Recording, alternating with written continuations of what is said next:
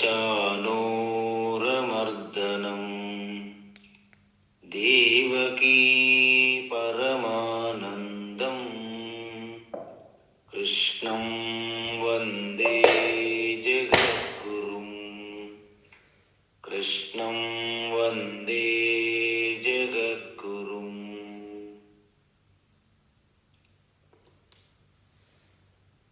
ఆత్మస్వరూప బంధుగణ, మనం నిన్నటి క్లాసులో 5వ అధ్యాయం కర్మ సన్యాస యోగములో 15వ శ్లోకం చూస్తున్నాం.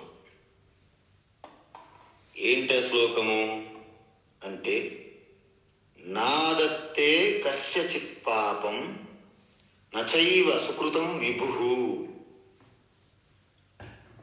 అజ్ఞానేనావృతం జ్ఞానం తేన ముహ్యంతి జంతవః. అంటే ఆత్మకి కర్తృత్వం సృష్టించదు, కర్మలని సృష్టించదు, కర్మఫలమును సృష్టించదు. కర్మకి కర్తకి మధ్య ఉన్న ఆ కర్మ ఫలానికి కర్తకి మధ్య ఉన్న సంబంధం కూడా సృష్టించదు. మరి అవన్నీ ఎలా జరుగుతున్నాయి అంటే, ప్రకృతిలో ఉన్నటువంటి ఆ గుణములు ఏవైతే సత్వగుణము, రజోగుణము, తమోగుణము, ఆ గుణముల యొక్క స్వభావమే నిత్యము చేష్ట జరగడము. మరి ఆ గుణముల నుండి వచ్చినటువంటి ఈ శరీర, ఇంద్రియ, మనసు, బుద్ధులు కూడా త్రిగుణాత్మకమే. అందువలన ఇవన్నీ కూడా ఆత్మ చేయకపోతే ఎలా జరుగుతున్నాయని ప్రశ్న మనకు వస్తుంది. అప్పుడేమంటున్నారంటే భగవాన్, వాటి స్వభావం అంటే ప్రకృతి స్వభావమే ఈ నిత్యము చేష్ట జరగడము. ఆ ప్రకృతిలోనే కర్తృత్వ భావన ఉంటుంది, అహంకార భావన. అహం కర్త, నేనే కర్తను, నేనే చేశాను, నేనే సృష్టించాను అనే భావన ఉంటుంది. అందువలన గుణాలు గుణములతో ప్రవర్తిల్లుచున్నాయి అని ఆత్మకి ఎటువంటి సంబంధము లేకుండా సాక్షిగా ఉంటుంది. ఇక్కడ సాక్షి అంటే మీకు చాలా స్పష్టంగా తెలియాలండి. మనం కూడాను కోర్టులకు సాక్షులకు మనము అక్కడ ప్రవేశపెడతాం. అంత దొంగ సాక్షులు, ఎవరు సాక్షులు అంటూ ఉండరు. అక్కడ ఎవరి తరపున వచ్చారో వాళ్ళ కోసం చెప్పడం తప్ప సాక్షి అంటే ఏంటండి? ఇక్కడ ప్రకాశం, వెలుతురు ఉంది. వెలుతురులో అనేక మంది వేరు వేరు కార్యక్రమాలు చేసుకుంటారు. ఏ కార్యక్రమంతో నువ్వు సంబంధం లేకుండా వెలుగునిచ్చే ఆ ప్రకాశాన్ని సాక్షిభూతం అంటారు. ఒకవేళ నిజమైన సాక్షి కోర్టులో ప్రవేశపెట్టినట్టయితే ఏ వ్యక్తికి ప్రయోజనమా నష్టమా అనే భావన లేకుండా యథార్థాన్ని తెలియజేసేవారిని సాక్షి అంటారు. ఈ కాలంలో సాక్షులంటూ ఎవరూ లేరు, అంతా డమ్మి. వాటిని చూసి మోసపోవద్దు మనం. అందువలన ఈ విధంగా అంటే ఏంటి? అజ్ఞానేన ఆవృతం జ్ఞానం. మనం ఇంతకుముందు చూసాం. అంటే ఏంటి? ఈ నాదత్తే కస్యచిత్ పాపం. నాదత్తే కస్యచిత్ పాపం అంటే ఏంటి? అంటే పుణ్యము గాని పాపము గాని నేను గ్రహించను. ఏంటి గ్రహించదు? ఆత్మ. నా నాదత్తే తీసుకోవడం, నేను నాకు సంబంధము లేదు. మరి సంబంధం లేకపోతే ఇవన్నీ ఎలా జరుగుతున్నాయని ప్రశ్న మనకి. అయితే ఏమంటున్నారు ఇక్కడ? దేహాభిమానము ఎప్పుడైతే ఉంటుందో ఆ దేహాభిమానముతో మనస్సు ఇంద్రియములు అన్నీ కలిసి ఒక సంఘాతం అంటారు. ఆ సంఘాతం వలన ఆత్మ సమక్షములో వాటికి చేష్ట జరిగే అవకాశం కలుగుతున్నది. అయితే అజ్ఞానం వలన అహంకారముతో నేనే కర్తను అని భావిస్తున్నాను. ఎందువలన? అజ్ఞానం అనేది మీ యొక్క జ్ఞాన వివేక బుద్ధిని కప్పి ఉంచింది. ఎలా కప్పి వస్తుంది? ఒక చిన్న ఉదాహరణ. మీరందరూ కూడా ఈరోజు రాత్రిపూట ఒక చందనము గంధం తీసుకొని నీటిలో నానవేయండి, నీటిలో పెట్టండి లోపల. కొన్ని గంటలు ఒక రోజు ఉంచండి. ఒక రోజు ఉంచిన తర్వాత అది తీసి మీరు ముక్కు దగ్గర వాసన చూస్తే మీకు దుర్గంధం వస్తుంది. అదేంటి? చందనం సుగంధం రావాలి కదా. ఆ చందనం పైన ఒక లేయర్, అంటే ఒక పొర బాగా నీటితో తడిచి అదొక వాసన, దుర్గంధ వాసన వస్తుంది. అంటే ఆ దుర్గంధము ద్వారా చందనము యొక్క సుగంధం కప్పివేయబడినది అని అర్థం. అయితే మనం ఇప్పుడు చందనం యొక్క ఆ సుగంధం రావాలంటే ఏం చేయాలి? ఒక రాయి మీద పెట్టి దుర్గంధం అలాగా ముందుకి వెనక్కి ఎలాగా మీరు రంగదీస్తారా? ఆ పూర్తిగా రగడ ఎలా చెయ్యాలి? పైకి ముందుకి వెనక్కి, ముందుకి వెనక్కి. అంటే నేను శరీరం కాదు, నేను చిదానంద రూప ఆత్మ, నేను మనసును కాదు, నేను చిదానంద ఆత్మ. ఈ విధంగా మనం కిందకి మీదకి చేస్తే ఆ పైన ఉన్నటువంటి దుర్గంధం ఉన్నటువంటి ఆ పొర పోయి మళ్ళీ సుగంధ వాసన వస్తుందా లేదా? అలాగా.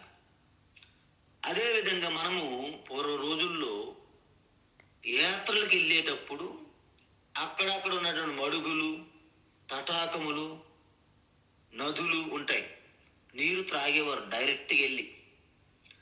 ఆ నీటి పైభాగములో పచ్చ శైవలాలు అంటారు, ఆ పాకులాగా అలా కప్పేస్తాయి అన్నమాట. అవి మనకు వాటర్ కనిపించదు.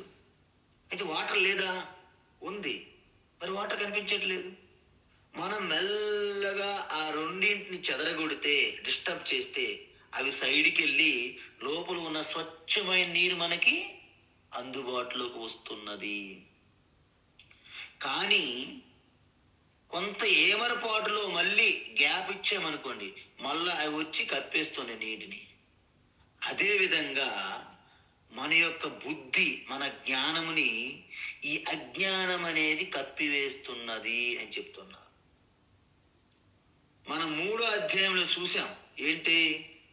ధూమేనావ్రియతే వన్నిః యథాదర్శో మలేన చ. పొగ అగ్నిని ఎలా కప్పివేస్తున్నదో, అదేవిధంగా మురికి, దుమ్ము, ధూళి అద్దముని ఎలా కప్పివేస్తున్నదో, మన జ్ఞాన స్వరూపముని ఈ అజ్ఞానం అనే మురికి కప్పివేస్తున్నది. అందుకే మీకు నేను ఇంతకుముందు చెప్పాను, కళలో మనం ఒక అంటే కళలో మన స్వప్నంలో మనం పూర్తిగా స్వప్నంలో వ్యక్తిగా మమేకం అయిపోతాం. అయిపోవడం వల్ల ఏమవుతుంది? అన్ని పోగొట్టుకున్నారు, ఆకలికి అలమటిస్తూ తిరుగుతున్నాం. జనక మహారాజు యొక్క కథ చెప్పాను మీకు ఇంతకుముందు.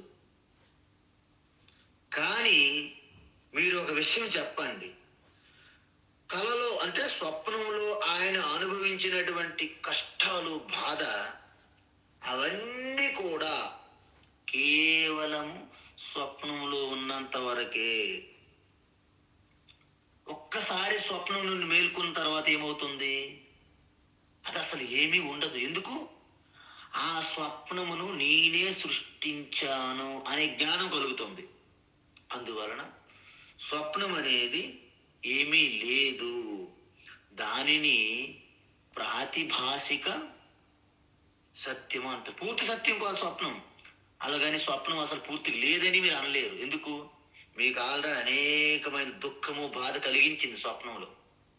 కాబట్టి అది ఒక రకమైనటువంటి సత్యమే, కానీ దానిని ప్రాతిభాసిక సత్యం అంటారు.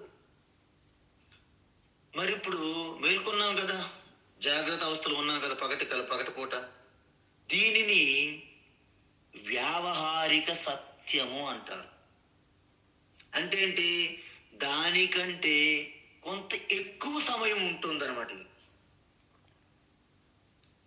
అయితే ఈ వ్యావహారిక సత్యములో మనం ఒక వ్యక్తిగా మమేకము చెందడం వలన ఆ వ్యక్తి ద్వారా కలుగుతున్నటువంటి ఈ యొక్క వ్యవహారం యొక్క వాతావరణ పరిస్థితులకి మనం తలమూకలై కింద మీద పడుతున్నాము. మరి దీని నుండి మళ్ళీ మనం మేల్కొనాలి. అందుకే ఉపనిషత్తులు ఏమంటాయంటే, మనం అందరూ ఇప్పుడు మేల్కొని అనుకుంటాం కదా, భ్రమలో ఉన్నాం, మనం మేల్కోలేదంట. ఇప్పుడు కూడా మనం ఏ deep slumber of ignorance, deep sleep లో ఉన్నామంట. ఎందుకు? మన వ్యావహారికమైనటువంటి సత్యం అనే భ్రమలో ఉన్నాం తప్ప మన స్వరూప సత్యం అనే పారమార్థిక సత్యంలోకి ఇంక మనం లేవలేదు, పడుకునే ఉన్నామంట. అందుకే ఉపనిషత్తులు ఏమంటాయి? ఉత్తిష్ట,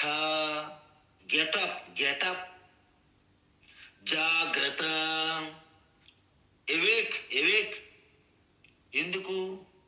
చాలా మంది నిద్ర నుండి మనము వాళ్ళని మేల్కొనిపోయేటప్పుడు లేస్తారు, కానీ కళ్ళు మాత్రం తెరవరు. చాలా మంది ఆ బెడ్ మీదకి ఇస్తారు, ఆ కాఫీ తాగేస్తారు, మళ్ళీ పడిపోతారు అన్నమాట అక్కడే. ఎందుకు? వాడు లేచారు కానీ కనులు తెరవలేదు. మనం అందరం లేచినట్టున్నాం ఇదంతా ఈ జగత్తులో, కానీ కనులు తెరవట్లేదు. ఏ కనులు? జ్ఞాన నేత్రం తెరవట్లేదు. ఈ మాంస నేత్రము తెరుస్తున్నాము. జ్ఞాన నేత్రం అది అవివేక, ఆ జ్ఞాన నేత్రం మనము తెరవడం లేదు. అందుకే ఉపనిషత్తు ఏం చెప్తుంది? ఉత్తిష్ట, జాగ్రత్త, ప్రాప్యవరాన్ నిబోధత. అంటే గెటప్, లేవు, నిలబడి కళ్ళు తెరిచి ఆత్మస్వరూప తత్వాన్ని మీకు ఉపదేశము చేసే ఒక గురువు గారిని ఆశ్రయించి వినయ విధేయతలతో శ్రవణం చేసి సంశయములన్నీ నివృత్తి చేసుకునే మననము ద్వారా స్వరూపతత్వములు ఆ నిధిధ్యాసన చింతనలో ఉంటే అప్పుడేమవుతుంది? బ్రహ్మైవాగమిదం జగచ్చ సకలం చిన్మాత్ర విస్తారితం సర్వం చైతద విద్యయా త్రిగుణయా శేషం మయా కల్పితం. శంకరాచార్య మనీషా పంచకంలో చెప్పారు. అంత అసలు ప్రాతిభాషిక వ్యావహారికం అనేవి ఆ పారమార్థిక ఆత్మస్వరూప సత్యమయందు కల్పించబడినవే అని మీకు స్పష్టమవుతుంది. అందువలన మనం ఏం చేస్తున్నాం? ఒక్కొక్కసారి మనం ఎలా సినిమా థియేటర్లో కూర్చుంటే పాపము భార్య భర్త పిల్లలతో పాటు సినిమాకి వెళ్ళారు, ప్రశాంతంగా సినిమా చూస్తున్నారు. ఆయన ఏం చేశాడంటే ఆ సినిమాలో ఎవరైతే హీరోగా నటిస్తున్నారో అలాగా హీరో పాత్రలో లీనమైపోయిన తరువాత కొంత సమయమునకు ఆ హీరోయిన్కి అనేక రకమైనటువంటి అటాకులు, హింస, నానా ఇబ్బందులు పెడుతున్నారన్నమాట ఆ సినిమాలో. ఈయన తెగ బాధపడిపోతున్నాడు అనమాట. ఆవిడికి ఎంత హింస కలుగుతుంటే ఆ పాత్ర హీరోయిన్కి, ఈయన ఏడ్చేస్తున్నాడు, కళ్ళంట నీళ్ళు వస్తున్నాయి అతనికి. పక్కనే వాళ్ళ ఆవిడ ఉన్నారు. ఏమండి నేను ఎక్కడే ఉన్నాను అన్నారు. ఓకే ఇక్కడే ఉన్నావా అని వెంటనే కళ్ళు నీటిని తుడుచుకుంటున్నాడు. దీన్ని బట్టి మీకు ఏమర్థమైంది అంటే వాస్తవానికి సినిమా చూస్తున్నటువంటి వ్యక్తిగా ఆయన కాకుండా సినిమా తెరపైన వస్తున్నటువంటి ఆ హీరో పాత్రలో లీనమైపోయాడు. పూర్తిగా లీనమైపోవడం వలన అక్కడ జరుగుతున్నటువంటి పరిస్థితులకు అనుగుణంగా పూర్తిగా ఎంబైవ్ అయిపోయాడు అనమాట. ఇంకా ఈయన లేడు వ్యక్తిగతంగా ఆడియన్స్గా. అందువలన ఎప్పుడైతే మనం పూర్తిగా దాన్నే తాదాత్మ్యం చెందిపోతామో అప్పుడు మీకు దాంట్లో కలుగుతున్నవన్నీ నాకే కలుగుతున్నాయి అనే భ్రమలో మీరు నానా అవస్థలు పడతారు. మీరు చూడండి, ఒలింపిక్ గేమ్స్లో అనేక గేమ్స్లో, ఆసియా గేమ్లు అన్నీ అవుతాయి. క్రికెట్ మ్యాచ్లు, సిడ్నీ క్రికెట్ మ్యాచ్ 2020 భారతదేశంకి పాకిస్తాన్కి అవుతుంది. సరిగ్గా ఇండియా బ్యాటింగ్ లేకపోతే పాకిస్తాన్ వాళ్ళు బ్యాటింగ్, ఏదో ఒకటి అయితే అప్పుడేమైంది, పాకిస్తాన్ వాళ్ళు బ్యాటింగ్, మనకేమో మన యొక్క బౌలర్లు ఎవరో ఫీల్డర్ ఉంటారు, క్యాచ్ సరిగ్గా ఫోర్ గ్రౌండ్ బౌండరీ దగ్గర క్యాచ్ వస్తుంది. ఆయన అలాగ చేతులు పైకి ఎత్తాడు. మనమందరము ఆ టీవీ ముందుండి మనం అలాగ లీనమైపోతాం. మన సంగతి పక్కన పెట్టండి, ఆ గ్యాలరీలో ఉన్నారు కదండి, చూస్తున్నారు కదా మ్యాచ్, వాళ్ళందరిని మనం ఒక్కసారి గమనిస్తూ ఉంటుంటే క్యాచ్ బాల్ పైకి వెళ్తుంది,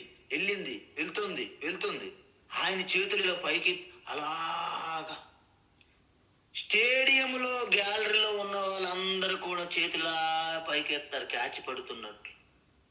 అందరూ కూడాను ఓకే వచ్చేస్తుంది, పడుతున్నా ఈ భ్రమలో ఉంటారన్నమాట. ఒక్కవేళ మీరు బాలు గనక ఆ ఫీల్డర్ క్యాచ్ పట్టితే ఒక్కసారి గెంతు వేస్తారన్నమాట మీ కుర్చీ మీద నుండి. ఒకవేళ బాల్ మిస్ అయిందనుకో ఒక్కసారి చెట్ అని ఆ కుర్చీ కొట్టేస్తారు మీరు చేతులు. ఎందుకు అదంత జరుగుతుంది అంటే ఆ బాల్ క్యాచ్ పట్టే సమయంలో మీరు ఆడియన్స్గా లేరు, అక్కడ మీరు ఆల్రెడీ బౌలర్గా మీరు మమేకం అయిపోయారు. ఇదే మోహము అంటారు దీన్ని. ఈ మోహం అనేది మనకి ఎంత ప్రమాదం అంటే, ఏం చేస్తుంది స్వామీజీ మోహం మనకి? ముహ్యంతి, మిమ్మల్ని పూర్తిగా మీకు ఎటువంటి వివేకం లేకుండా, మీకంటూ ఒక స్థాయి, ఒక నిలకడ, ఒక వివేక బుద్ధి, ఒక తత్వం లేకుండా పూర్తిగా మిమ్మల్ని కిందకి మీద తిప్పుతుందండి మోహం ముహ్యంతి. ఎలాగా? కృష్ణ పరమాత్మ మనకి జంతవహ అన్నారు, అంటే జంతువులు అన్నారు, మనుషులు అనలేదు ఇక్కడ. తేన ముహ్యంతి జంతవహ. మీరందరికీ తెలుసు జంతువు అంటే ఏంటి?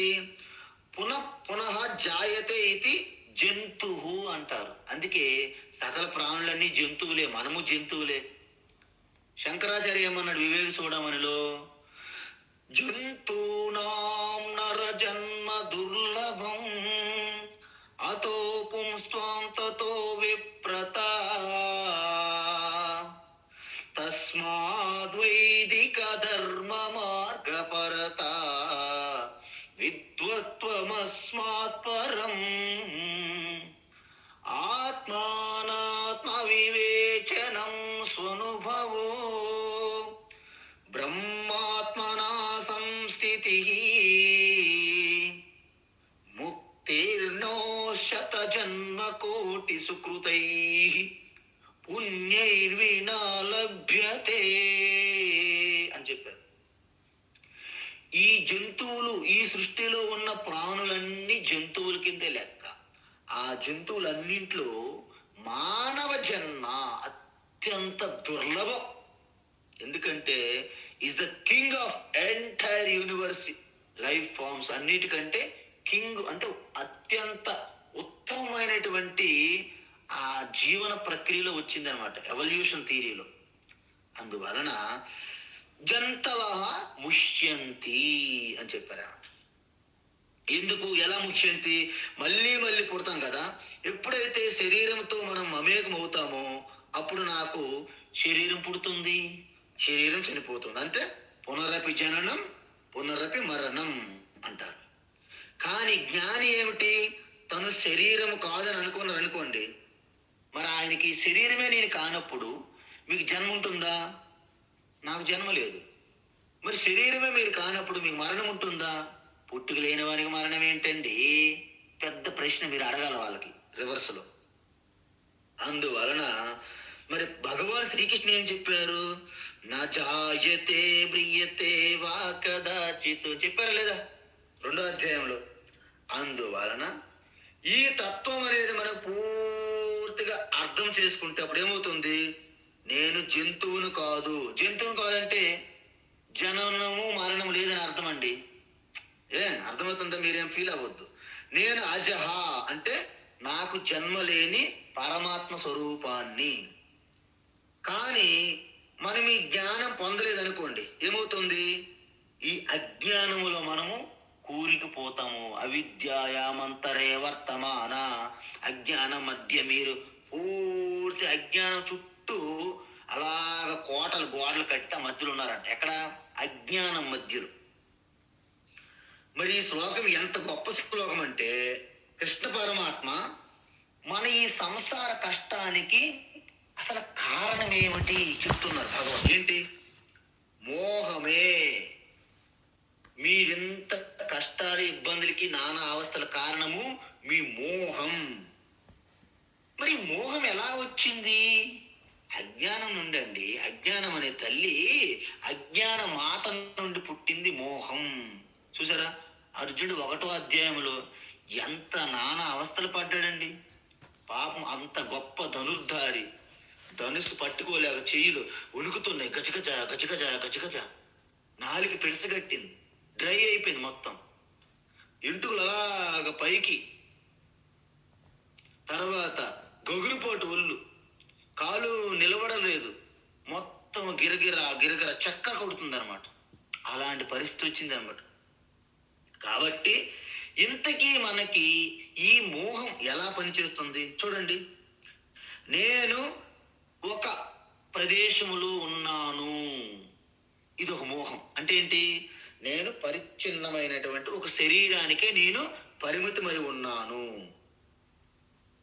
నేను ఒకే ప్రదేశంలో ఉన్నాను కాబట్టి అనేక ప్రదేశాలు తిరుగుతూ తిరుగుతూ తిరుగుతూ తీర్థయాత్రలు, ఇదం తీర్థమిదం తీర్థం భ్రమంతి తామసా జనా.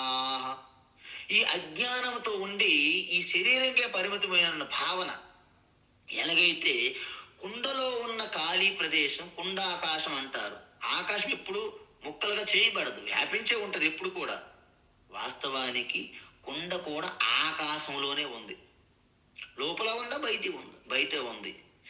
అదేవిధంగా ఆత్మ ఆకాశంలాగా నీ శరీరం లోపల బయట ఉంది ఆత్మ. కానీ నా లోపల ఆత్మ ఉంది, నేను ఈ శరీరం పరిమితమై ఉన్నానని భ్రమ, అజ్ఞానం. దానివల్ల మోహం. నువ్వు ఎక్కడికి వెళ్ళేది సాధించాలి, నువ్వు ఆ ప్రాంతానికి వెళ్ళాలి, ఆ ఆశ్రమం గొప్పది, ఆ దేవాలయం గొప్పది, ఆ మహాత్మ గొప్పది, అది గొప్పది, ఇది గొప్పది అని భ్రమ. అందువలన దేశం పరంగా నేను పరిమితంగా ఒక దగ్గర ఉన్నానని భ్రమతో దేశాలంతా ప్రదేశాలంతా తిరుగుతుంటారు. భ్రమ. ఇంకొకటి ఏంటి పెద్ద భ్రమ? కాల పరిమితి. అంటే ఏంటి? నేను పలైన సమయంలో ఎప్పుడైతే నేను శరీరం అనుకుంటానో అప్పుడే మీరు కాలంలో బంధింపబడతారు. కాలం అంటే యమధర్మరాజు అని అర్థం. యమ. ఎప్పుడో మరణించాల్సి ఉంటుంది కదండి. ఇప్పుడు నేను పుట్టానని భావన వచ్చింది మీకు. ఎందుకు? నేను శరీరం అనుకున్నారు కాబట్టి. వెంటనే డేట్ ఆఫ్ బర్త్ అని రాశారనుకోండి, పక్కన డాష్ ఏముంటది? Date of death. DoD DOB dash DoD date of death. అందువలన మనం దానికి సిద్ధంగా ఉండము. ఎందుకు ఉండము? మీరు పుట్టి నీ శరీరంగా పుట్టారు, కానీ ఎవ్వరు కూడాను నేను చనిపోవడం సిద్ధంగా ఉన్నానని ఎవరు అనుకోరు. కొంతమందిలో మీకు కనిపిస్తుంది, నాకు ఎప్పుడైనా సరే చనిపోవడం సిద్ధమండి, నేను వీళ్ళు రాశానండి, అన్ని షెడ్యూల్ చేశానని అంటుంటారు. కానీ ఒక్కసారి ఒక ఊపిరి ఆడకో, లేకపోతే ఏదైనా ప్రాబ్లం వచ్చిందని లంగ్స్లోనో కిడ్నీస్లోనో హార్ట్లోనో ఏదో వచ్చిందనుకోండి, విల విల విల విల ఆడిపోయి ఏదో ఒక చేసి నన్ను బ్రతికించండి అని ప్రాధేయపడతారు వాళ్ళే. మీకు తెలుస్తుంది. దాన్నే మోహము అంటారండి. ఇదంతా మోహంతో జరుగుతుంది. కానీ గీత ఏం చెప్తుంది? అసలు నీకు పుట్టుక లేదండి, నీకు పుట్టుక లేదు, మరణము లేదు. మరి దీని సంగతి ఏంటి? అది బల్బు లాంటిది, మనసు బుద్ధి ఆడుతున్నటువంటి ఫిల్మెంట్ లాంటివి. బయటికి కనిపించిన వ్యాపించి ఉన్న విద్యుత్ శక్తి, కరెంటు లాంటిది ఆత్మ అని చెప్తున్నది గీత. అది కృష్ణ పరమాత్మ ఏమంటున్నారు? జంతవః ముహ్యంతి, ఎలా? సంసారం అనుభవంతి. చూసారా, మీరు ఎప్పుడైతే అజ్ఞానం వలన మోహంలో ఉన్నారో సంసార కష్టాలన్నీ, దారిలో పోయినటువంటి కష్టాలన్నీ మీదేసుకుంటారు అనమాట. అందువలన 15వ శ్లోకం ఎంత ఇంపార్టెంట్ అంటే, మీ సంసారానికి ఒక డయాగ్నిస్ చేశారు కృష్ణ పరమాత్మ. చూడండి, మనకు ఆరోగ్యం బాగలేదు, మనం ఏం చేస్తామండి? మనము హాస్పిటల్కి వెళ్తాం. డాక్టర్ ఏమో మీరు పలానా డయాగ్నోస్టిక్ సెంటర్కి వెళ్ళి మొత్తం టెస్టులు చేసుకుని రండి అంటారు. ఆయన ఒక రిపోర్ట్ ఇస్తారు, మొత్తం మీ బ్లడ్ అన్ని అనేక రకాల ఈసీజీలు అని చూస్తారు. ఇక్కడ కృష్ణ పరమాత్మ డయాగ్నిస్ చేస్తే మోహమే మీ సంసారం కారణమని తెలిసిందనమాట. డయాగ్నిస్లో ఆ యొక్క రిపోర్ట్లో ఆ రిపోర్ట్ పట్టుకున్నారు కృష్ణ పరమాత్మ. డాక్టర్ గారు కదా, అది భవరోగ విషక్ అనమాట. అంటే సంసార రోగమునకి ఆయన డాక్టర్. మన దక్షిణామూర్తిలా కృష్ణ పరమాత్మ మీ సంసారానికి డాక్టర్ అనమాట. అయితే ఏమంటున్నారు? దానికి చెప్తున్నారు, ఆ రిపోర్ట్ పట్టుకున్నారు, కృష్ణ పరమాత్మ చేతులు పెట్టాం మనము, ఆయన చూస్తున్నారు రిపోర్టు. ఇప్పుడు జ్ఞానేన తు తదజ్ఞానం, జ్ఞానేన తు తదజ్ఞానం, జ్ఞానేన తు తదజ్ఞానం, యేషాం నాశితమాత్మనః, యేషాం నాశితమాత్మనః, యేషాం నాశితమాత్మనః, తేషామాదిత్యవత్ జ్ఞానం, తేషామాదిత్యవత్ జ్ఞానం, తేషామాదిత్యవత్ జ్ఞానం, ప్రకాశయతి తత్పరం, ప్రకాశయతి తత్పరం, ప్రకాశయతి తత్పరం, జ్ఞానేన తు తదజ్ఞానం, యేషాం నాశితమాత్మనః, జ్ఞానేన తు తదజ్ఞానం, యేషాం నాశితమాత్మనః, జ్ఞానేన తు తదజ్ఞానం, యేషాం నాశితమాత్మనః, తేషామాదిత్యవత్ జ్ఞానం, ప్రకాశయతి తత్పరం, తేషామాదిత్యవత్ జ్ఞానం, ప్రకాశయతి తత్పరం, తేషామాదిత్యవత్ జ్ఞానం, ప్రకాశయతి తత్పరం. ఇది చాలా అత్యద్భుతమైనటువంటి శ్లోకము, మంచిది. అయితే ఏమంటున్నారు భగవాన్?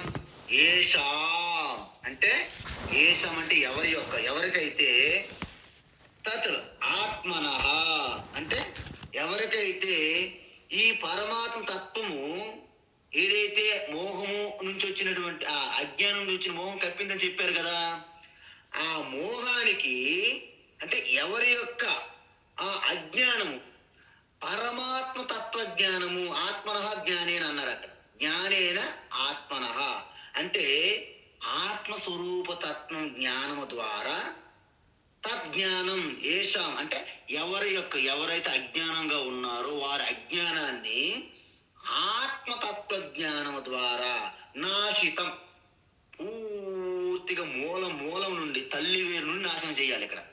ఇక్కడ చిగుర్లు కడతాం స్వామీజీ, 2 చిగుర్లు ఇవాళ కట్ చేసాము, రేపు మళ్ళీ చూసుకుందాం, మళ్ళీ చిగుర్లు ఎట్టేస్తుంది అజ్ఞానం. అందువలన ఎవరి యొక్క అజ్ఞానమైతే ఆ ఆత్మ చైతన్య జ్ఞానం ద్వారా పూర్తిగా నాశనం అవుతుందో, తేషాం వారికి, ఎవరి అజ్ఞానం అయిపోయిందో వారికి జ్ఞానం, ఆ ఆత్మ ప్రకాశము, తత్పరం అంటే చిదానంద రూప, ఆ ఆత్మానుభూతి ఎలా కలుగుతుంది? ఉదాహరణ చెప్పారు భగవాన్, ఆదిత్యవత్ ప్రకాశయతి.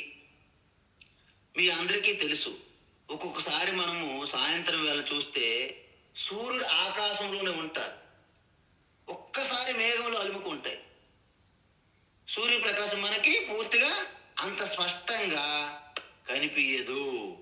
కారణం, ఆ సూర్యుని కంటే మన కళ్ళకు కనపడకుండా మధ్యలో మేఘములు అలుముకున్నాయి.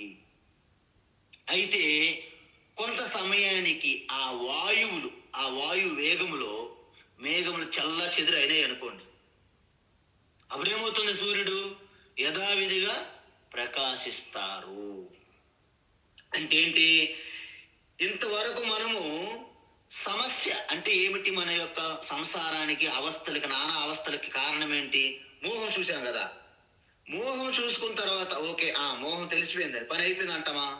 కాదు, దానికి మందు మనం కనిపెట్టాలి.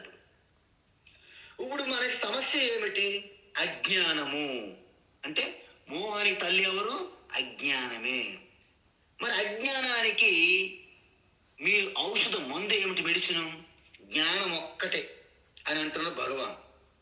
ఇప్పుడు మనకి ఒక బ్యాక్టీరియా, వైరస్, ఫంగస్, ఎలర్జీ ఉన్నాయనుకోండి, వాటిని పూర్తిగా సంహరించడానికి మందు మనం ఇస్తారా లేదా? డాక్టర్ చెప్తారా లేదా? అదే విధంగా మీకు అజ్ఞానం అనే రోగం, ఇది మామూలు కాదు. అందుకే మనకి శంకరాచార్య ఏమన్నారంటే, మీ రోగము మామూలు రోగం కాదండి. మరి ఏంటి ఆ రోగము? అజ్ఞాన సర్పదష్టస్య ఆత్మజ్ఞానౌషధం వినా కిము వేదైశ్చ శాస్త్రైశ్చ కిము మంత్రై కిమౌషధై అన్నారు. అంటే అర్థం ఏంటి? మీకు మామూలు పాము కుట్టలేదండి, అజ్ఞానం అనే పాము కుట్టింది అన్నారు శంకరాచార్య. ఇక్కడ అజ్ఞానం అనే పాము కుట్టినప్పుడు జ్ఞానం అనే ఔషధం తప్ప మీరు ఏం చేసినా అవదు. పోనీ అక్కడ కూర్చొని మనము ఆసనాలు వేసి, శిరసాసనాలు వేసి, ప్రాణాయామం చేసి తగ్గుతుందా? ఏమి తగ్గదు. ఎందుకు తగ్గదు అంటే మనకు అక్కడ సమస్య ఏమిటి, దానికి అనుగుణమైనటువంటి పరిష్కారం మనము చూడాలి. సపోజ్ ఒక గదిలో చీకటి ఉన్నది, చీకటి పోవాలంటే మనం ఏం చేయాలి? ఫ్యాన్ వేసామనుకోండి, స్విచ్ ఆన్ చేసి, చీకటి పోతుందా? లేకపోతే మనము విష్ణు సహస్రనామం ఒక 11 సార్లు పారాయణ చేసేద్దాం కూర్చొని, చీకటి పోతుందా? లేకపోతే మాల 108 సార్లు తిప్పితే ఒకసారి ఒక మాల అంటారు కదా, అలాగ 11 మాలలు తిప్పామనుకో, జపం చేసామనుకో, పోతుందా? పోదు. మరి ఆ చీకటి పోవాలంటే మనం ఏమి చెయ్యాలి? అక్కడ ప్రకాశం ఒక్కడ తీసుకొస్తే తప్ప అక్కడ చీకటి పోదు. అందువలన శంకరాచార్య చేసిన అద్భుతం ఏంటంటే, ఆత్మబోధ అని ఒకటి ఉంది, ఒక చిన్న గ్రంథం. అక్కడ ఏం చెప్పారు? అవిరోధితయా కర్మ నా విద్యా వినివర్తయేత్ విద్యా నిహంత్యేవ తేజస్తిమిర సంఘవతు అన్నారు. అంటే అవిరోధితయా, కర్మ అజ్ఞానం రెండు బాయి మీది తనాలి మాది తనాలి చట్టపట్టాలు వేసుకొని ఒకరిపైన భుజాలపైన ఒకరు చెయ్యిలు వేసుకున్నట్టు ఉంటాయండి. ఏంటి? అజ్ఞానము, కర్మలు. అందువలన అజ్ఞానం పోగొట్టుకోవడానికి ఎవరైతే కర్మలు చేస్తారో, అంటే కర్మలు అంటే ఏంటి? మామూలు కర్మలు కాదు, యజ్ఞాలు, యాగాలు, ఈవెన్ రాజసూయ యాగము, అశ్వమేధ యాగము చేసినా మీ అజ్ఞానం పోదు. ఎందుకు? అజ్ఞానముకి మీరు చేసే కర్మలకి వ్యతిరేకత లేదంట, వ్యతిరేకత లేదు. అందువలన సపోజ్ ఇప్పుడు మీరు ఒక ఎలక ఉన్నదండి, అమ్మా ఈ ఎలకతో పడలేము అని ఇంకొక ఎలక తెస్తే ఎలకని చంపుతుందా? అందువలన మీకు ఒక దొంగని పట్టించడానికి ఇంకొక దొంగని పెట్టాను అనుకోండి, వాళ్ళిద్దరు ఫ్రెండ్షిప్ అయిపోయి మొత్తం దోసుకుంటారు మిమ్మల్ని. అందువలన ఇక్కడ అజ్ఞానం అనేది కర్మకి ఊతమిస్తుంది. ఎలా? అజ్ఞానం అనేది ఏంటంటే నేను పరిపూర్ణులను అని తెలియకుండా మనం కప్పేస్తుంది. కప్పేయడం వలన నేను ఏదైనా పొందాలి అనే ఒక కోరిక పుట్టిస్తుంది అనమాట. కోరిక తీర్చుకోవాలంటే నేను ఏదైనా కర్మ చేయిస్తుంది అనమాట. అంటే ఇవంతా ఒక టీం అనమాట, అదంతా ఒక పార్టీ, అదంతా ఒక రాజకీయ పార్టీ. ఏంటి? అజ్ఞాన మోహ పార్టీ. అజ్ఞానము, మోహము, కామము, క్రోధము, రాగము, ద్వేషము, ఇవంతా ఒక టీం వాళ్ళది, అదొక పార్టీ. కాబట్టి ఇక్కడ అజ్ఞానానికి మీరు చేసే ప్రతి కర్మకి వ్యతిరేకత లేదు. అందువలన కర్మ మీ అజ్ఞానాన్ని నాశనం చేయదండి అని చెప్తున్నారు శంకరాచార్య. మరి అజ్ఞానాన్ని ఏది నాశనం చేస్తుంది అది చెప్పండి, ఇదంతా మాకెందుకు అని మీరు అడుగుతున్నారు. విద్యా నిహంత్యేవ, జ్ఞానం ఒక్కటే అజ్ఞానాన్ని నాశనం చేస్తున్నది అంటున్నాడు ఆయన. ఎలాగా? తేజస్తిమిర సంగవతు, చీకటిని పోగొట్టేది ఒక్క వెలుతురే. ఎందుకు? చీకటికి వెలుతురు పడదు, ఆ రెండింటికి బద్ధ శత్రువులు అనమాట. వెలుతురు ఉన్న దగ్గర చీకటి ఉండదు. అందుకే సూర్యుడు అంటాడు ఒక్కొక్కసారి, నేను ఈ చీకటి అంటే ఆ చీకటి నిశ, ఆ చీకటి నేను ఎప్పటి నుంచో ప్రయత్నిస్తున్నాను కలవాలని. నేను చాలా ప్రేమిస్తున్నాను చీకటిని కలవడానికి ఎంత ప్రయత్నించి తిరుగుతున్నా నాకు దొరకట్లేదు, తప్పించుకుంటూ పారిపోతుంది అంటారు. ఎవరు? సూర్యుడు. సూర్యుడు వచ్చినప్పుడు అక్కడ చీకటి ఎప్పుడు ఉంటుందండి? ఉండదు. ఎందుకు? సూర్యుడు రాకముందే చీకటి అవుట్. ఇప్పుడు సపోజ్ ఒక్కోసారి మన ప్రధానమంత్రి ఉండి, అసలు ఈ ప్రజలందరూ ట్రాఫిక్ అంటారు ఏంటండి, ఇంతవరకు నేను ఎప్పుడు ట్రాఫిక్ చూడలేదు. ఎందుకు చూస్తారు? ఆయన బయలుదేరుతుంటే మొత్తం అంతా రోడ్లను ఖాళీ చేసేస్తారు కదా. ఎలిజబెత్ రాని ఒకసారి అన్నదంట, ఏంటంటే ట్రాఫిక్ అంటారు, ఇది ప్రపంచంలో అందరూ ట్రాఫిక్ అంటుంటారు, I don't know what is traffic, I never seen witness అన్నదట ఆవిడ. అవునమ్మా, మీరు ఇంటి నుంచి బయటికి వెళ్ళేసరికి మొత్తం రోడ్లను ఖాళీ కదా, మరి ఎవరు రానివారు కదా రోడ్లు అంటే, ట్రాఫిక్ ఎందుకు చూస్తారు ఆవిడ? అలాగ అన్నట్లు ఈ అజ్ఞానానికి జ్ఞానం అనే శత్రువు. జ్ఞానం ఉన్నప్పుడు అజ్ఞానం ఉండదు. అందుకే జ్ఞానులకి మనం అజ్ఞానం కింద మీద పడుతుంటాం, నవ్వుతుంటారు. ఏంటి అజ్ఞానం ఏంటండి, ఏంటి అసలు నేను జ్ఞాన స్వరూపాన్ని కాదా అని అంటారు వాళ్ళు. అందువలన మీరేంటంటే కర్మ అవిద్యయ నా నివర్తతే. కర్మ అనేది అజ్ఞానం ద్వారా కర్మకి రెండు వ్యతిరేకత లేదు. అందుకే భగవాన్ శ్రీకృష్ణ ఏమంటారు, స్వామీజీ మీరు అలాగ అన్ని విమర్శిస్తున్నారు కానీ అన్ని మార్గాలే, అందరూ మహానుభావులు, అందరికీ వందనాలు, అందరూ చెప్పింది ఓకే అంటే ఏంటి? అది ఓకే, ఇది ఓకే, ఏబిటీకే ఓబిటీకే.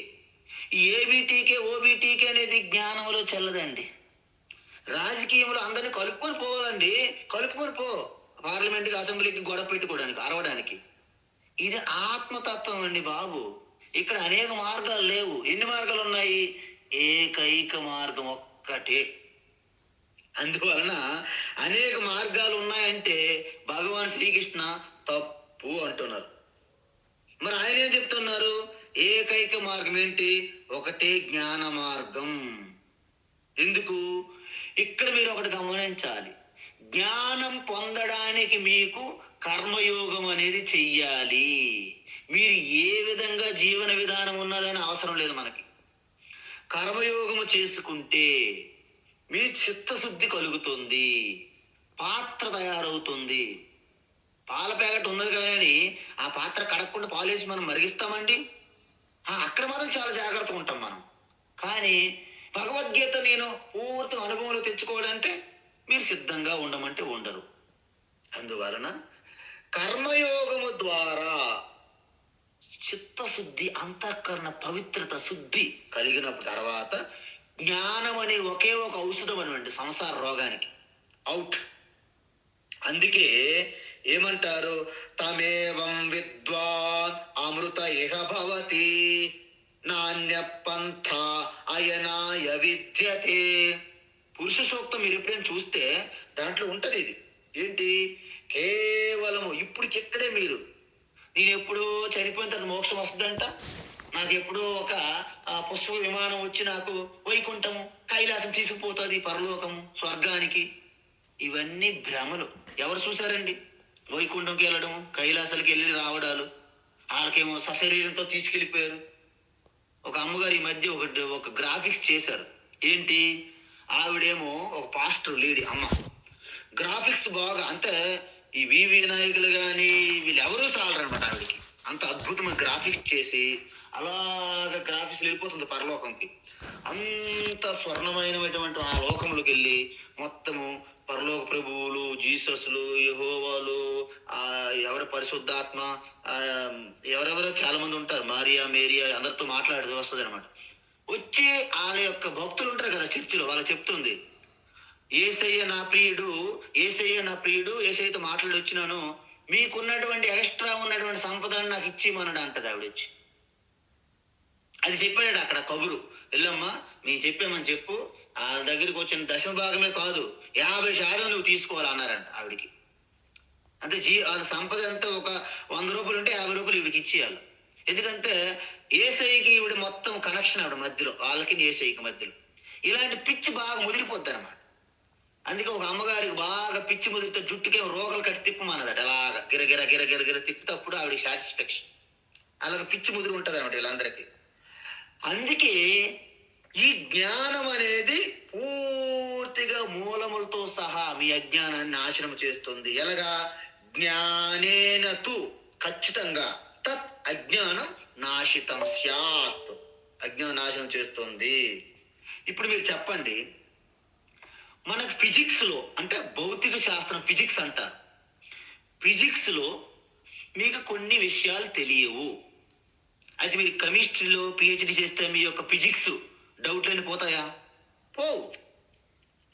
అంటే ఏమండి, ఫిజిక్స్ లో ఉన్నటువంటి సంశయాలు కెమిస్ట్రీతోనే అవి నాశనం అవ్వకపోతే మీరు ఎన్ని ఫిజిక్స్ లో కానీ కెమిస్ట్రీలో కానీ గోల్డ్ మెడల్ డాక్టరేట్లు చేసుకున్నా మీ ఆత్మస్వరూప తత్వం తెలియకపోతే కృష్ణ భగవాన్ ఒక పేరు పెట్టాడు వాళ్ళకి. ఏంటి తెలుసా?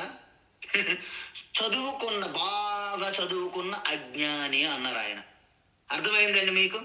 అందుకే చదువుకున్నవాడు చాకలవాడి కంటే హీనము అని చెప్పారు పెద్దలు. మన పెద్దలు ఊరికే అనలేదు మన పెద్దలు, సారీ, చాకలవాడు అంటే రజకులు అని అర్థం. రజకు అంటే ఏంటి?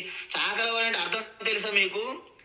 మన బట్టలకు ఉన్న మురికిని వదిలిస్తున్నాడు ఒక డాక్టర్ అనమాట. ఆయన ప్రక్షాళన చేస్తున్నాడు. ఇక్కడ మేము కూడా మహాసాకలి అనమాట. ఇప్పుడు నేను ఏంటి, మీ మనస్సులో ఏమైనా సరే ఉన్న మురుకును వదిలించడానికి ప్రయత్నిస్తున్నాను. అందుకే రజకులు అంటారు. రజకు అంటే ఏంటంటే ఆ రజోగుణ తత్వం మాలిన్యాన్ని వదలగొట్టేవారని అర్థం. అందువలన అది చదువుకున్న అజ్ఞాని ఎవరు? పిహెచ్డీలు, chemistry, physics, social, human sciences, ఈ పొలిటికల్ సైన్స్, ఏదైనా సరే. అంటే మరి ఇంతకుముందు ఏంటి? చదువు రాని అజ్ఞానులు, ఇప్పుడు బాగా మిగతా అన్ని చదువుకున్న అజ్ఞానే. ఎప్పుడు? ఎంతవరకైతే మీ స్వరూపతత్వం తెలుసుకోరు. అయితే ఒకవేళ ఈ ఆత్మనః జ్ఞానం అంటే మీ స్వరూపతత్వం తెలుసుకోవడానికి ఏం చెప్పారు? నజాయతే నమ్రియతే అనే తత్వం తెలుసుకుంటే, ఆత్మనః అంటే జ్ఞాని యొక్క జ్ఞానేన ఆ ఆత్మస్వరూప దర్శనం ద్వారా తత్ అతని యొక్క అజ్ఞానం మోహం అన్ని ఆ టీమంతా నాశితం భవతి, పూర్తి నాశనం అవుతుంది. అయితే ఈ జ్ఞానం ఎలా వస్తుంది? మళ్ళీ మనం మొదటికి వస్తున్నాం. తద్విద్ధి ప్రణిపాతేన పరిప్రశ్నేన సేవయా ఉపదేక్షంతి తే జ్ఞానం జ్ఞానినః తత్వదర్శినః. చూసారా? ఈ జ్ఞానం తెలియాలంటే మీరు ఒక ఆ బ్రహ్మనిష్ట తత్వం కలిగి ఉన్నటువంటి ఆ గురువు గారికి సమీపించాలి, వారిని ప్రసన్నం చేసుకోవాలి. నేను గొప్ప గొప్ప వంశం నుండి వచ్చాను, నేను గొప్ప ధనవంతురాలని, ఈ అహంకారం విడిచిపెట్టాల్సి ఉంటుంది. అందుకే పరిప్రశ్నేన సేవయ ప్రణిపాతేన. ప్రణిపాతేనంటే అహంకారం వదిలిపెట్టి సాష్టంగా నమస్కారాలు చేయాల్సి ఉంటుంది. అందుకే ఆడవారికి ఒక నమస్కారం, మగవాళ్ళకి ఒక నమస్కారం చెప్పారు. మగవాళ్ళైతే సాష్టంగా ఎలాగైతే కర్ర భూమి మీద పడితే ఎలా పడుతుందో అలా పడాలి మగవాళ్ళు. ఆడవాళ్ళు అలాగ పడక్కర్లేదు, కాస్త మోకాళ్ళు కొంచెం ఉంచితే చాలు. ఎందుకు? ఇక్కడ ప్రకృతి పరంగా వాళ్ళ శరీరానికి అనుగుణంగా చేయాలి, మనం చాదస్తంగా చేయకూడదు ఏది. అందుకే ఆడవాళ్ళు ఏదైనా ముక్కులు ముడుపులు చేసుకుంటే జుట్టు తీసి గుండు చేసుకో అవసరం లేదు ఆడవాళ్ళకి, అక్కడ అది ఎక్సెప్షన్ ఇచ్చారు. కానీ మన వాళ్ళు వినరు కదా, గుండు పూర్తి గీస్తే తప్ప వాళ్ళకి సాటిస్ఫాక్షన్ ఉంటుంది అనమాట. అందువలన ఆడవాళ్ళు జుట్టు తీయాల్సిన పని లేదు, మగవాళ్ళు తీసుకొని ఆయన జుట్టును లేకపోయినా పెద్ద ఏం లేదు, ఒరిగేది ఏం లేదు అక్కడ. ఈ విధంగా తెలుసుకో, వివేకంతో మనం ఉండాలండి. దీన్నే సమయస్ఫూర్తి, కామన్ సెన్స్ అంటారు. కామన్ సెన్స్ అని సింపుల్ గా వాడుతారు, నిజంగా కామన్ సెన్స్ అంటే ఏంటంటే సెన్స్ కామన్ గా లేకపోవడమే కామన్ సెన్స్, అది అర్థం. తేషాం, వాళ్ళకి ఎవరికైతే జ్ఞానం అని ద్వారా అజ్ఞానం నాశనం అయ్యిందో, జ్ఞానం తత్పరం ప్రకాశయతి ఆదిత్యవత్. ఇక్కడ ఉదాహరణ అంటే ఆ సూర్యుడి వలె ప్రకాశిస్తుంది. అప్పుడు వాళ్ళు ఎలా ఉంటారు తెలుసండి? ప్రేమ స్వరూపంతో అలాగా ప్రకాశిస్తారు. ఎలాగా? వారి గుణగణాలు మీరు చూస్తే అద్భుతం. ఎందుకు? అద్వేష్ట సర్వభూతానాం మైత్ర కరుణ ఏవ చ నిర్మమో నిరహంకార సమదుఃఖ సుఖ క్షమీ. వారు వెన్న బట్టర్ ఎలాగైతే ఉంటుందో వాళ్ళ హృదయము ఆ వెన్నలాగా క్లారిఫైడ్ బట్టర్ లాగా ఉంటుంది. అప్పుడు మిమ్మల్ని వెతుక్కుంటూ కృష్ణ వస్తాడు, ఎందుకంటే ఆయనకి బట్టర్ అంటే ఇష్టం. ఆయన వచ్చి ఈ శరీరం అనే కుండను పగలగొట్టి మీ ప్రేమ అనే బట్టర్ని తింటాడనమాట. కర్షతి ఆకర్షతి కృష్ణ, అందుకే ఆయన పేరు కృష్ణ అని పెట్టారు. అంటే ఆత్మ చైతన్యంకి ఇంకొక పేరు కృష్ణ, దానికి ఆత్మారామ. అదే శాంతంగా ఉంటుంది, అదే శివ, మంగళకరం. తత్వం తెలుసుకుంటే బయట ఆకారాలు పేర్ల మీద మీరు పడరు, కట్టు బొట్టు జుట్టు మీద పడరు. అలాంటి కట్టు బొట్టు జుట్ల మీద ప్రాధాన్యత ఇచ్చుకున్న గురువులు ఉంటారు, వాళ్ళందరూ జగద్గురువులే ఈరోజు సమాజంలో. వాళ్ళ పాపులారిటీ, వాళ్ళ భక్తులు, వాళ్ళ శిష్యులు పెద్ద పెద్ద మంది మార్బలంతో ఉంటారనమాట. వాళ్ళు ఇది చెప్పరు, వాళ్ళకి తెలిసినో లేదో డౌటు, తెలిసి ఉన్నా చెప్పరు. ఎందుకంటే వాళ్ళ వ్యాపారాలు ఆగిపోతాయి మీరు అందరికీ తెలుసుకుంటే, అందువలన వాళ్ళు చెప్పరనమాట. కాబట్టి ఇలాంటి అద్వేష్ట సర్వభూతానం సకల ప్రాణులు యందు ప్రేమ తప్ప ఇక నుంచి మీరు ఎవరికి బెగ్గింగ్ ఉండదనమాట. మీరు నన్ను ప్రేమించు, నన్ను ప్రేమించని మీరు అడగరు. మీరు అందరినీ ప్రేమిస్తుంటారు. ప్రేమించుతున్నారా ప్రేమించకపోవడం వాళ్ళ ప్రాబ్లం, అది మీకు కాదు. ఆదిత్యవత్ సూర్యుని వలె ప్రకాశిస్తారు. అంటే ఇక్కడ మోక్షం అంటే మీకు ఒకటి విషయం తెలియాలండి. మోక్షం అంటే ఏంటి? నాలో కళ అలాగా ఆరా వస్తుంది, నాలో ఒక వర్చస్సు ప్రకాశిస్తుంది ఫేస్లో. ఇలాంటి భ్రమలు పడకండి. ఇంతకుముందు ఎలా ఉన్నారో అలాగే ఉంటారు, కానీ లోపల ఎంతో క్లారిటీ, మెచ్యూరిటీతో ఉన్నటువంటి ఆ విజ్డమ్, ఆ జ్ఞాననేత్రం ఉంటుంది అన్నమాట. అందులో మీకు ఈ శరీరము, మనసు, ఇంద్రియము నా యొక్క ఇన్స్ట్రుమెంట్స్, నా కారు లాంటిది. నేను వాడుకొని నేను సకల శరీరానికే మాత్రం కాదు, ఈ సృష్టికే నేను స్వామిని. అప్పుడు మీరు స్వామిని అని వస్తుంది మీ ముందు, స్వామి అని వస్తుంది మీ ముందు టైటిల్. అంటే మీరు ప్రభువు అని అర్థం, ఆత్మస్వరూపాలు. అయితే ఇక్కడ భగవాను ఊరికే వస్తుందండి ఏదైనా, మనం దానికి సాధన అవసరం. ఆ సాధన ఏమి చెయ్యాలి అని మళ్ళీ చెప్తున్నారు అన్నమాట ఇప్పుడు.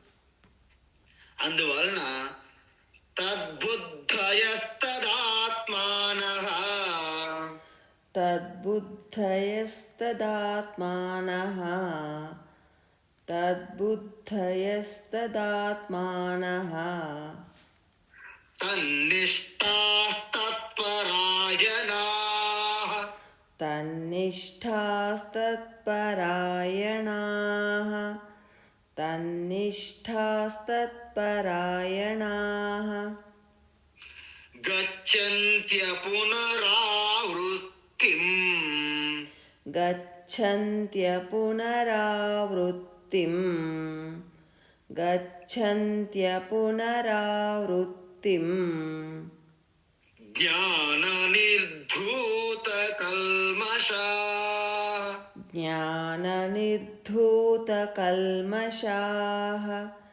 ज्ञाननिर्धूतकल्मषाः तद्बुद्धयस्तदात्मानः तन्निष्ठास्तत्परायणाः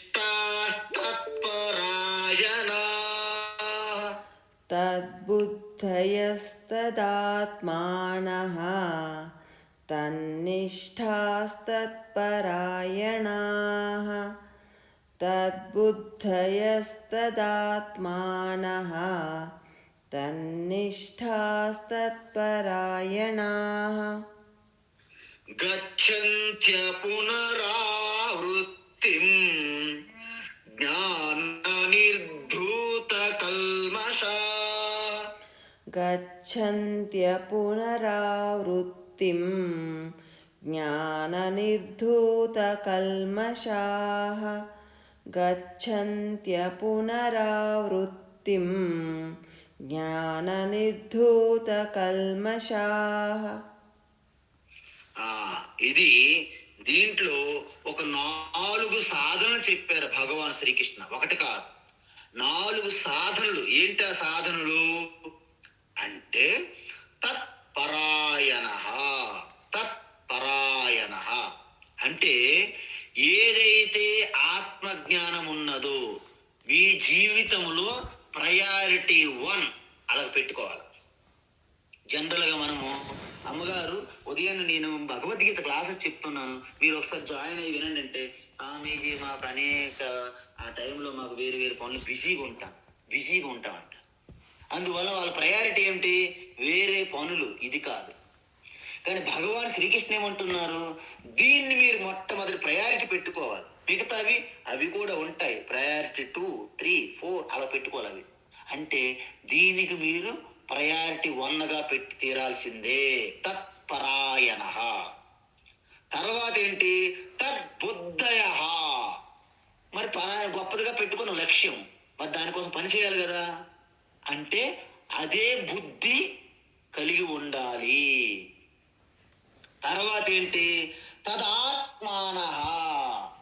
పూర్తి దానిలో మీరు లయమైపోవాలి. తన్నిష్ట అంటే అదే జీవితంగా మారిపోవాలి, ఇక వేరేదేమి ఉండకూడదు. అంటే ఈ 4 సాధనలు అద్భుతమైన సాధనలు. వీటి మీద వివరణ రేపు మనము పూర్తి సారాంశంగా చూద్దాం. హరి ఓం తత్సత్. సర్వం శ్రీకృష్ణార్పణమస్తు.